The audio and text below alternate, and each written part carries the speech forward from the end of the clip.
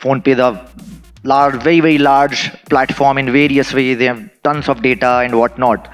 So when you talk about Gen AI or extending it to AI in general, and I'm trying to understand from or you're almost an enterprise in its own ways, right? And you're a startup in your own ways. How do you look at the whole Gen AI and AI opportunity at large? And then we'll go in deep how you are doing it.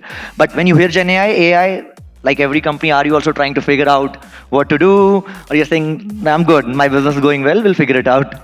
So yeah. Hey, Vaibhav. Thanks for having me here. I learned about the conference today, and I heard that the audience is phenomenally well tuned. So I think I'll learn more generally meeting people here than I can actually educate.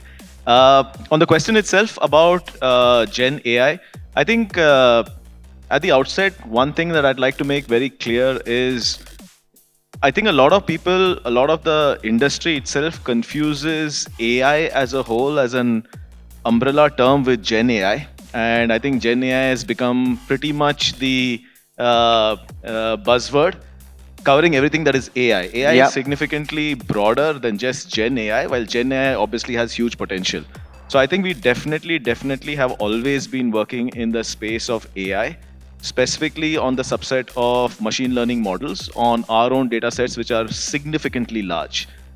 But the biggest difference, obviously, and the audience knows, is that machine learning models effectively run on our sample data sets towards some sort of predictive answer with some level of confidence. So the scope of what it can do is very limited, but it's very sharp. Generative AI is basically about creating content. It's on the more creative side. Creative side doesn't mean just the videos and the images, but it's about not a right or wrong answer, but it's about creative output that can add value to your business. So we are not leaning in strongly on Gen AI at this point, and we've always been leaning strongly on the side of machine learning models because we don't have an option. At the scale that we operate today, one of the areas is the most obvious one is risk and fraud detection. For us, we do north of 1 billion evaluations on a single day in terms of a go, no go answer on any interaction. Obviously, transactions, logins, attempts to possibly even fetch data as statements, etc. Right? Every action is an evaluation. That evaluation is north of 1 billion a day. The scale is one aspect of it, but the evaluation itself happens on north of maybe 800, 900 features.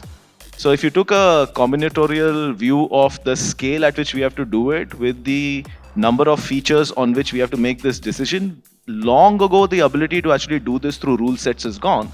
And the only way to do it is through pattern detection, which is an ML model. So for us, I think being very utilitarian, ML models is almost bread and butter for a lot of areas like fraud detection. Generative AI itself, very frankly, I continue to learn about it. I'm excited about certain aspects on the productivity side of things, being very cautious on the product side of things. I think that's how I'd summarize. Very interesting.